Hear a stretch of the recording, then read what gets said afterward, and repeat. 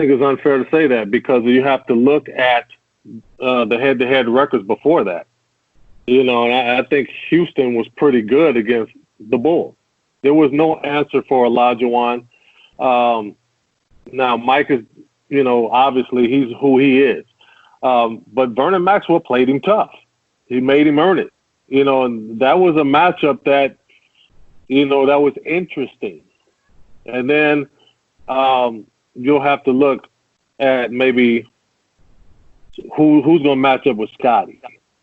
You know, who's going to match up with Dennis? Is it going to be Robert Horry on Dennis, or is he going to be on Scotty? I mean, is Chucky Brown going to have to get Dennis, or are they going to move him to somebody else? You know, the matchups would have been interesting because there's no answer for Hakeem. I think Max would have played Jordan well, even though he would have gotten his. He would have made him work.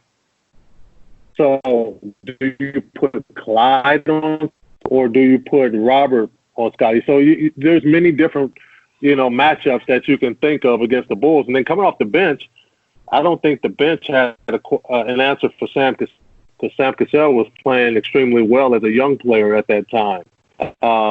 We had guys who were experienced and unselfish, and Mario Elie hit big shots.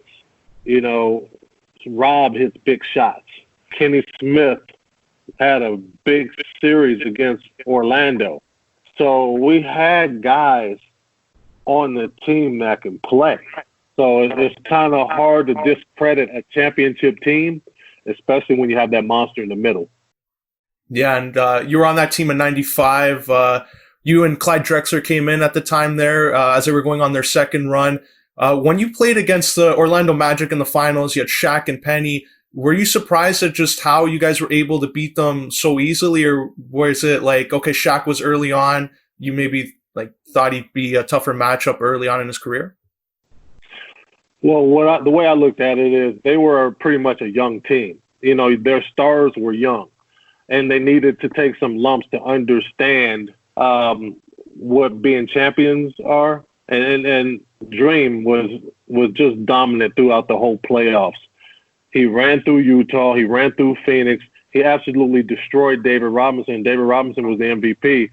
And Shaq did the best he could against him, but Shaq wasn't Shaq at that time. He was a young, dominant Shaq, but he wasn't Diesel yet. You know, and I think he needed that sweep to motivate him even more to become who he was.